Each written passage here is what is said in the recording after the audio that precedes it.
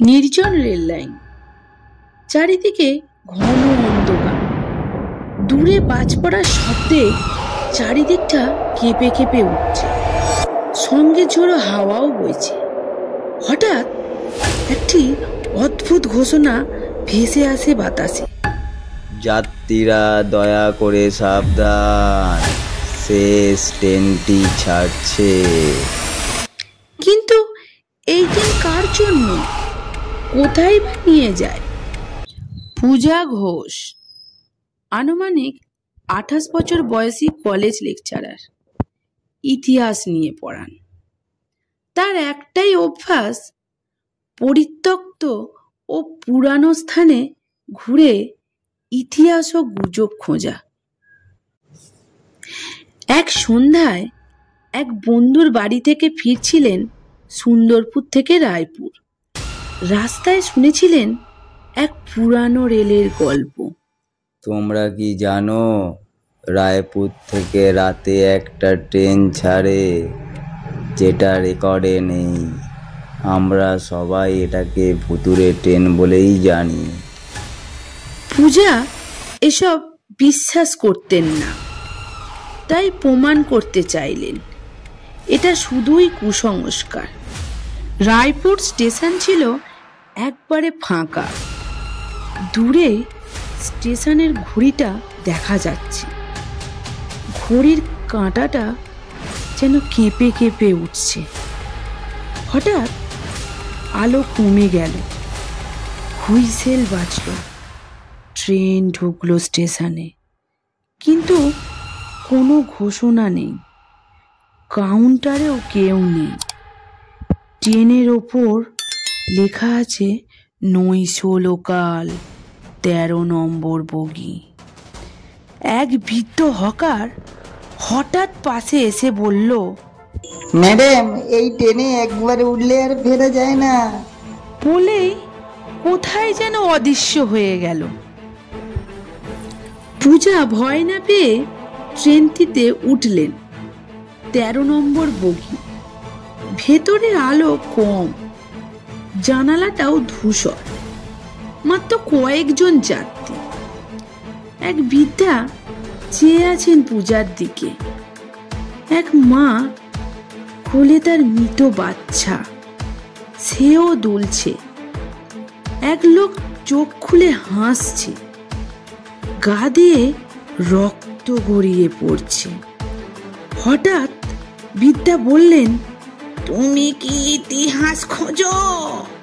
তবে আজ ইতিহাস তোমাকে খুঁজে পেয়েছে। পূজা জানালার দিকে তাকালো, দেখলো বাইরে কোনো দৃশ্যই বদলাচ্ছে না। একই গাছ, একই স্টেশন, বারবার। গায়ে তার কাঁটা দিল। তিনি বুঝলেন এই ট্রেনটি চললেও কোথাও যাচ্ছে না। হঠাৎ এক পুরনো নিউজ পেপার পড়ে আছে তার পায়ের কাছে। শিরোনাম, 1984 সালে 7ই জুলাই 13 নম্বর বগিতে এক ভয়ঙ্কর অগ্নিকাণ্ডে 17 জন যাত্রী পুড়ে মারা যায়। মূল দোষারোপ করা হয়েছিল এক মহিলা যাত্রীকে। লোকেরা তাকে অমানসিকভাবে পিটিয়ে মেরে ফেলে রেখে দেয় ওই ট্রেনের মধ্যেই। শেষবার তার মুখে শোনা গিয়েছিল, আমি ফিরবো, এই ট্রেনেই ফিরবো, ঠিক রাতে। হঠাৎ তখনই সেই নারীর ছায়া পূজার সামনের জানালায়, চুল ঝরানো, পোড়া মুখ, চোখ গলে পড়া। সে ফিস ফিস করে বলল, তুমি তো জানতেই এসেছো, এখন জানবে মৃত্যুর মানে কি। ট্রেনের দরজাগুলো বন্ধ, চারিদিকে অন্ধকার হয়ে গেল, কেবল মেয়েটির হাঁটার আওয়াজ। পূজা চিৎকার করে বলে, আমি প্রমাণ চাইনি, আমি শুধু জানতে চেয়েছিলাম।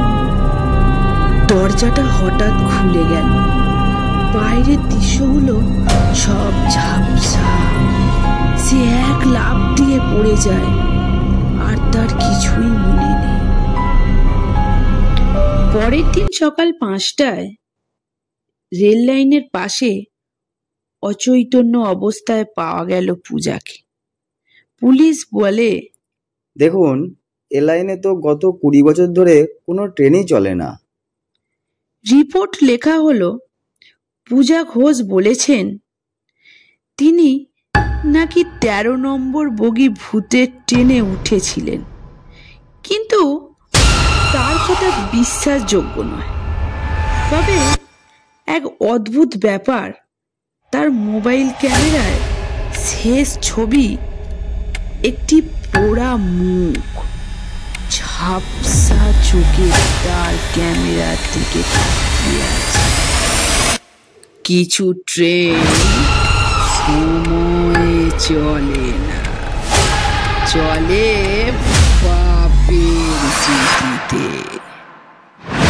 আর কিছু যাত্রী বেছে নেয় সেই পথ, সেখান থেকে ফেরা